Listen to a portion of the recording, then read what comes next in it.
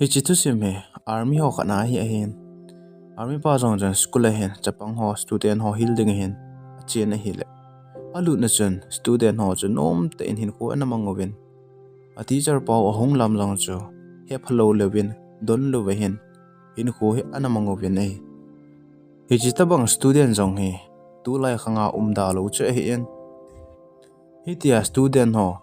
ale khasim du don lo wa skula cheu jong chu party manga banga aba azing chu azona la hung phading ham ipi hung ti deu ham tasim azona chana na ngai dingin kain ti me chule aflimin hin het no ma la comment box anavela chun namu sing ding hi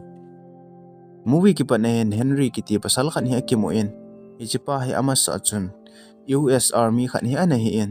Army pan na kon chun a in sung mi aji a chate to hin khunom ai lol ki pa ta in khoman thina diu chun Army a konin ana ha yen ti chun mihim hi na sum le pai ngai cha ki jing ji chun aman jong teacher khana panding ati en school thu pi ta amun khan hi ni khat hi azun ta nei Henry yong a chi en hi chalai school muna principal pa to ki muto hanin principal pa ko ma chan teacher pan mun cha thum ta na hi le principal pa chan ima cha experience nei li hela iti teacher na panding ham te na hinda pi ta na hi le Henry jong chan a bol thei pen a thip na pen science letter khan hi avet sa ta na hi le principal pa chan a pha e hi tia jo na pan no ma hi a hele na pan the hi e chule na la ding che hi le hi chala school hen class khan ho ilu na hi le anu movin a jengovin teacher ro sila aki cha nu la ta povin koi ma chan a control zo ta povin hi chi ho khon na la ding a hi e a ti pen zinga kona duty school hung ding chun a sei pi ta na hi Henry jong chun hengi ati in lang hen ai ki le ki tan jingne khoi na ma jong school ading en ki go in ahung ta na hi le classroom ahung lu na chun student ho cho aki chem loi anup nu mu chun a umovin a teacher pa ahung lam cho a he povin don jong anei povin ti chun a dei phabi mu chun a umovin ni chemu pha an chun ama jong lung adong ple jengin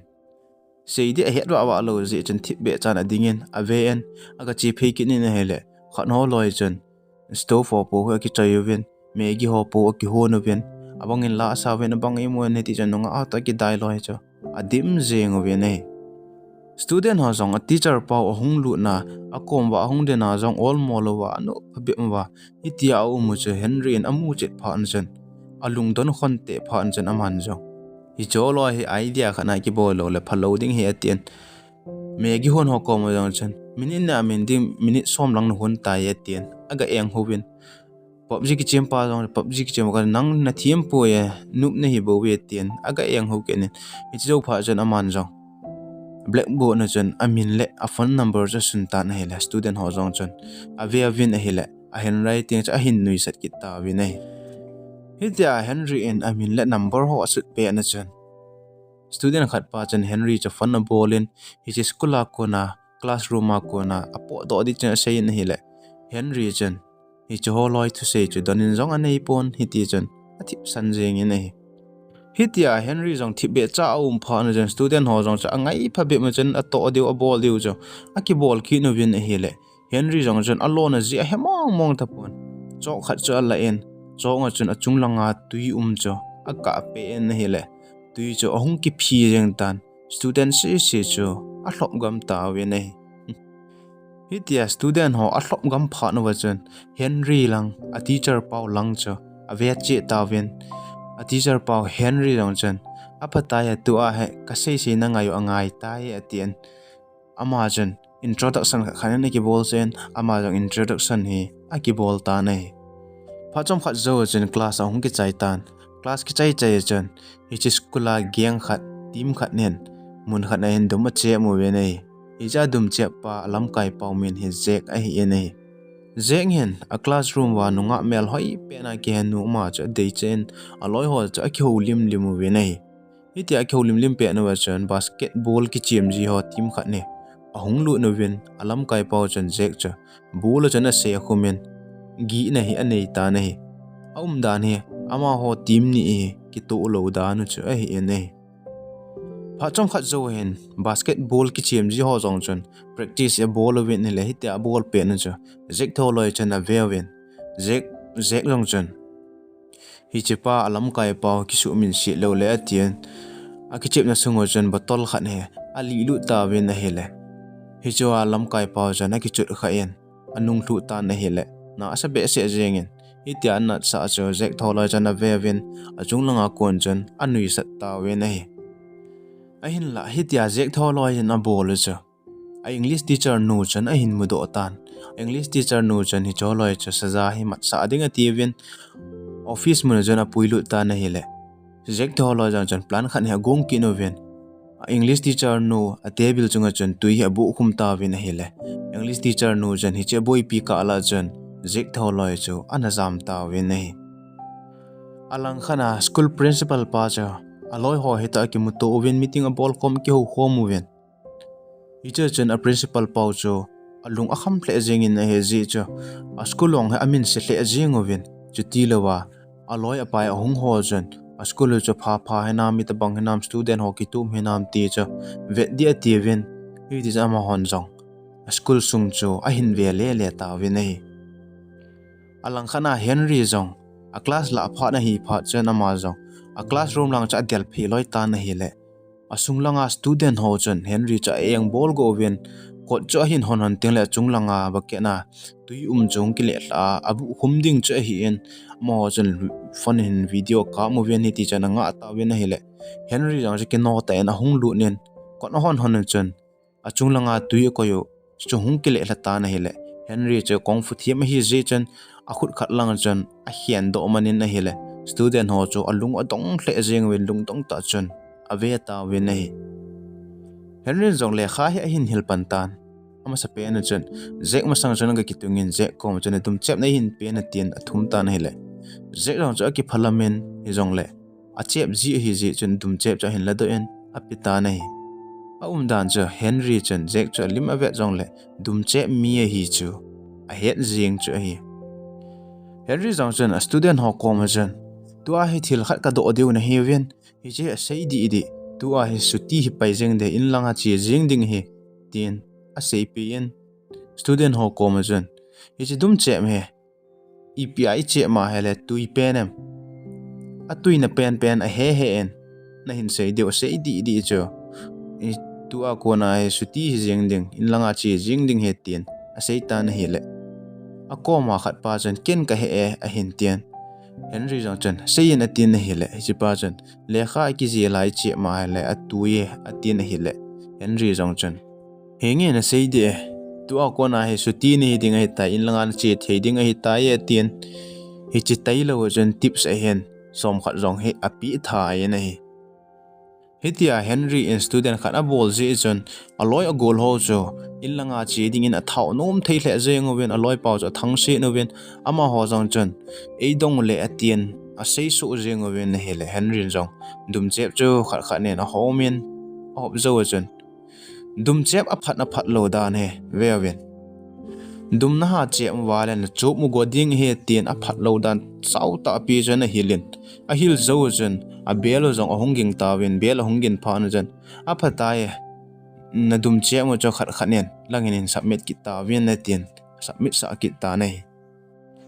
phana che chen a hila jingnu kho hi ahong hi ki tan jingnu kho a hen student han jong an ne pe no wen basketball player ho chen zek team ho zek langa ho khat pa cha a keng he a kampi ta na hele a hlutan hi chi an ne naw mun ho chen abon chaw jan ama ni team ni cho ahong ki del ta we na hi ama ho team ni Akidei Loi cho principal pa we na hin hetan Henry student ho la mi nga ho cha suspend in a ta na hele hi cho principal pa chen Henry sei pi ta na hele Henry jong cha gan na thei bangen Akidei na mun long ja hlai phein ama student ho zek te ho loi cho ga tingin aga pho ta na hele zek chen ichilai school a he mi house cha ho he kuim chan noi si thilo ding he tin a hin se ye na hi a dan hi zek hi mi house in sunga kon hile kilomi na hi phana che chen a hela class ong hong ki chai tan school jong hi ahong ki khen tan school ki khen hen Henry jong chen hi cho ho loi mi nga ho ama ho hin dan ai lo le poya kun hiu ham hi cho cha het umje chen school sunga file ho chu avele le ta na hi le ama sa pe na chen pasal khat pa he ahung ki mu in hi che pa min hi chuha he Pakistan a ko na hi en amai muslim khat cha hin muslim hi ji chen anoi si hle jing wen chule ama hen hi chilai mun chen gucha ne an ha bolin police ho jong hin vel izat ve hi ana manu hi tam Akidei Loi ama he music good mi cha hi en alle tian le musician hi amin thanding hi alung tuk khat chu a hi en nei aba na hen juden kitinu hi ahung ki mu en hi chinu he aneu lai chen numi an hi ji hen apa hen anabe thada be se jeng analung sit pon ai le aso pipa ahung pin do chen apa hen pasal hi ji chen ana dei wal jeng analung sit wal ji chen a chop vel jeng jin hi chi amu chen juden hi alung a hlai ta pon hi chi pha chen juden jong chen apa lung hol na chen asam ho ki che tomin pasal ho bang hen a ki sem jin a hi le apa chen numei a hi ji chen ana dei mong pon aso pipa bo chu ana dei jing jin hi le hi cha ko na cha juden he apa in amu thada alung sit lowa a het ji chen alung gel he chamkim theilo chu a hi en nei aba na hen Bruce le Chris u cha hi onen amani he aneu hon lai chen anu hin jidang an neyin apa he ana dar en hi azi cha apa he judon mi cha nei in ichia cha anu chen ana thei thada wala ana dar la ana jam san chu ana hi en ei ichia kon chen amani ong le che han le apa cha la kine pi thei choi talo ichi chen amani hen dukan mun khat na hen na ana tong jian ni ti chen ana ki wa hone nei azona pen hen Henry jong chen zek file cho vet ding at ta na hele zek nga ding chen a in sung mi a hi a ama a hin khu thu sim a hi a anu apa I ma cha jong cho ki sun pon I ma cha jong a pon na hi chi chen zek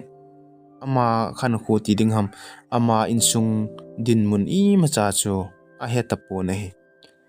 alang khana zek hi ahung ki mu en ama hen hotel khana waiter hen na atongin hi le ni khat he MMA fighter khan he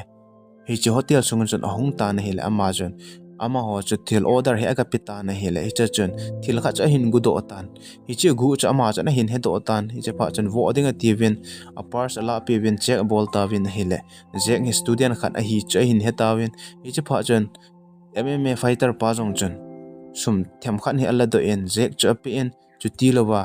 a in muna thil delivery ahung ball ji ding in a sei pi ta na hi Henry jong hi chini a chen chwa to ki mu to ding a chen a na mun lang cha zonin a che ta na hi le amun a thuna a hol pe lai ta chen chwa chen mi thil le go in a zam ta na hi le a thil nei ho chen a del ta vi nei hi che mu mo chen Henry jong chen a del hu in chwa cha selin nei khoi nge wa hala ka sa jeng diun hi ve ten a gi in hi ti chen chwa cha hin pui do ta nei chwa hi music good mi a hi je chen aman jong mun khan na chen brand hoto ako khomen hi ti chen la sa en mila chen bol pi ta na hele a performance a hung hoi hle jing tan hi cha chen Henry en aki pa pi hle jing en chuang cha tha nom hle jing en hi cha chen mi he ni a hung hi tan sum tam ta pi jong hi a hin mu ta na hi alang khana Christian ni u chate ni jong chu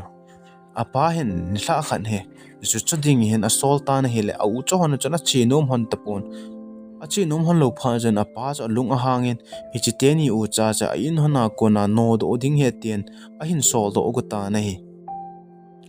phana che chen a hele jing ni kho hi ahung hi tan jing ni kho a hen hi chi te ni u cha apa hon judu pa cha to Henry hi ong ki mu to hon tan Henry chen hi chi pa ko ma chen a cha te ni phar cha ave ding le khap sa sim sa de ti lawa amang zu hai thelo hi a hele rehab center aga jing ding chen a sei pi tan he di chen ada lakit ta nei hi chi zo chen juden hi ahung ki mutan juden jong cho nu mei ki sim hen a ki sim no mong ta pon a hele apa chen nu mei ki sim no hai a hin cho pi en nu mei ki sim in pasal nei po ya ti na hele a ki sim nom lo ji chen a so bi pa cha bon chan an nu khumin a hele apa in amu do pha chan lunga hangin hi che ka ala chen juden chen gari en ki manen ahung jam do ta na hele lampi a chen Henry a teacher pa chen a hin ting tan Henry amu pha chan gari ja nga ta na hele Henry chen driving license hanani yam atian hele kani poya atian le gari driving license biya tol ngai hi poya tien a hilien a pho ta nei hi chi zo chen Henry en juden komozen a hi poya gari khlai te na na zaw no me ma tin hele juden jong chen hengi atian hi ta hengi ti pha cha man jong gari khlai te na di mun khan hi agung tan hi cha chen gari chung chen to se na hele a khlai te pi ding pa chu koin dang an helo apa he an hi ta na hi dani Henry hen apa chung cho ana ko che hi ane amani jong hong khlai ten han ta na hele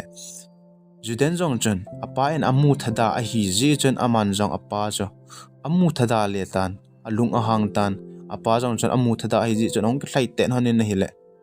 gari ki ka chen juden cho ga leng lut khatan I che len lut na chen juden cho kum pai pai in I chi truck chen juden agari cho tat ta na hele apa chen juden a chanu cho gari chen atali hi tamatien alung an atle ajengen akamen a chanu angai lut dan cho sei ta na hele juden chen bang khat langa kon chen apa en angai lut dan ho chu azata na hi hitia apa en sata anangai lut hi a het phana chen amani jong ohung ki mu to hanen apa jong ki atle ajengen aki kol to hanen masanga ki muda te ni chu ahung ki lung se hanen ahung ki ngai hon ta na hi hi cha mi aki to lo khat ga su to the ga su cham the mi hem he inam sung win nan tem chule hi chewa Henry he nang ki chan le chen na su to dem ai la wai le don lo win hi ti chen na koi jing dem komen an hin sei ding win ka hin ti mu ve jing ni khu hi ahong hi kitan u cha te ni jong chen aloi phabim hi to jidon mi khat interview bolding in achi hon tan a hile asung alut hon chun koidang an hilo apa hon chu an hi ta nei numinu jong chen hi chipa chu interview a in bol pan tan I ati a le judon he nanga azing thei ham tin adong ta na hile hi chipa jong chen masang lai chen zu kana donen e le casino to kana ki to hon tapon casino chen eina da la en jidang hi anei tan hi cha kon chen ken zu kana ha don che jing in a hile tu ni chan hen ka cha te ni hin khu ki san sit loading in ahung tan a hin la tu a hin judon ka ngatai atien a cha te ni chukoi ma chan he povin a hin la a student ho ma sang chen a cha te ni ko ma chen ngai dam a ki thum ta na hi hi chu pha chen a cha te ni jong chen apu nat ba se an ji chen a kap lon ta na hi alang khana jengi ahung ki muki tan je jong cha MMA fighter Jamie nung cho ana zuitan hi chu pa na tong chen ana tan a hi le Jamie jong cha mi kha to hung ki del ding a hi tan hi chu fighter pa dinga cha Jamie chen atui do na la lo na thla anga ye atin hi le zek chen a thla nom pon hi jong le Jamie chu chum tam ta pi di hi je chen aman jong fighter pa don na ding tuila chen lo hi a thla in a hi le hi chu hin man do ta wen amat do pha no wa chen zek cha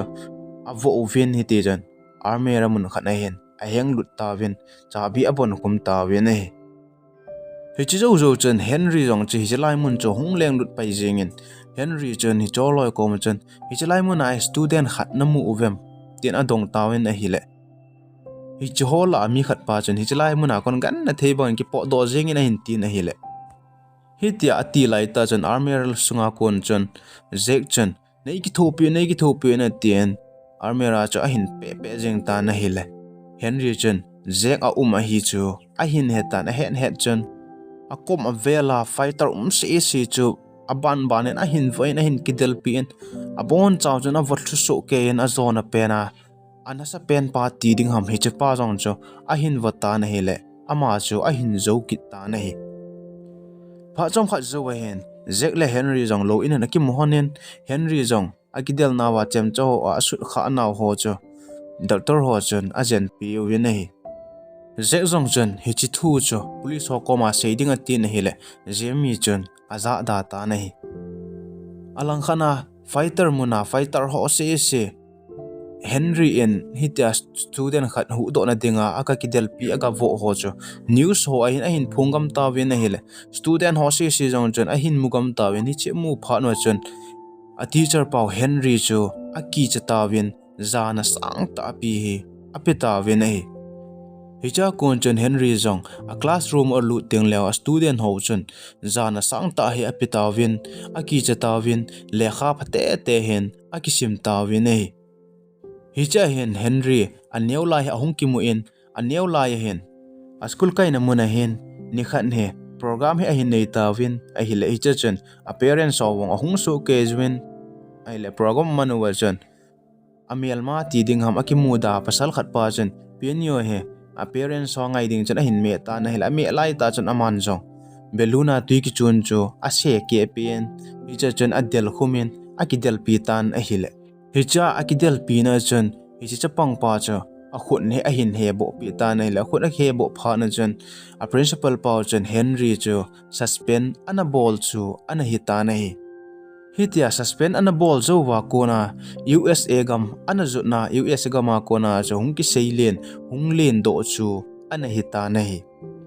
hitia Henry ahung viral la kon chun student hon aki cha ovin aza ovin hitia student hon aza wa ki cha wa kon chun Henry ding chun anum tle jeng tan aman jong school sunga chun student ho cha phat chan le kha hi hi lovin alang khana final exam jong hi ahung nai tan hi cha chan ama hon final exam ma cheating bowling tion ja ki shoot dawin pian student ha gu thim ja ki shoot dawin student ho la a khat pa chen le khai asim num da pon le khalanga hen alung alu ta pon hi ichipa min hi Bruce hen Bruce ong chen le kha sim sanga drug so a kivia hitia sum loading sum holding hi alung lang hen ahung lu tan idi chen le kha sim nom ta lo chen le school kai na na awang chen phate chan school long hi akai ta pone hichi pha chen Henry in zong Bruce in lekha sim num lo dan cho hin het pha chen Henry zong chen naki thopi na nge atien thopi ding atien hele Bruce cho lo ne an hi phan chen iti shading ham ama ahin ho he ananum thei ta ta ta pon hichi pha chen school ina kon chen anaki chom thla en hele aki chop thla na chen ki so kha en hichi pha chen Henry tholoi chen lo in hina puyewin hele lo in a chen hichi Bruce cho hing do zo ta lo chen ana thi pai pai ta nei hi che het phan chen news so na hin phung ta win news sa chi sewa mi ti ale school ina pasal khat pa he aki thane ki chom thlen a thi e hi chui pgm tela teacher pau Henry je e tien Henry chu a hin ngo ta we nei hi tia Henry ango pha no chen Henry chu amin se hle jeng tan amin se pha na chen school lam kai ho chen a ko win Henry chu ami hil na ko na suspend ball de tivin amil na kon chen a haisa tawin skula kon chen ano do tawin hi iti ano do phan chen Henry jong sei bedding a hetapon gari ki manen cheding de ta na hile student ho chen a hindelovin Henry kom chen hoyana chi gon ham nei da thla hi ven na tin asam tawin nei a hi cha Henry a sit na I ma cha hi a pon alam kai ho chen a het hil ji u cha hi in student ho chen Henry hela a hil thei deu dang teacher ani lo jiu a het lo jiu chen Henry cha it hle jingwin angai hle jingwin nei Henry che do akon chen student hong cho ngoi thla jing tawin Henry lo ta le skulong he kai lo ding tin jong agelwin a hin lama ho chen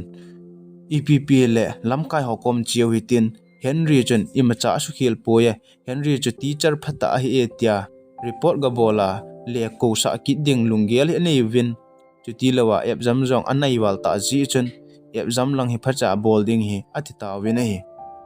phana che chen a hi le exam ding ni khu jong cho hung nai tan Henry jong chen a student ho a fon zo seo chen message e thonen exam na bol khawa khat ve to ki mu to te tien a season a hi le ni khat ne a classroom wa chen MMA fighter pa chen aloi hoi a in ke puiwin Henry voding chen ahungu vian nei hinla Henry cha an tapon a student ho keu cha an tawin a hil fighter pa jong chen student ho che exam pi sa loading ati en hi ti chen room khana puilu ding tin a puilu ta na hele alang khana Henry jong cho school in mun chen ahung ta na hele student ho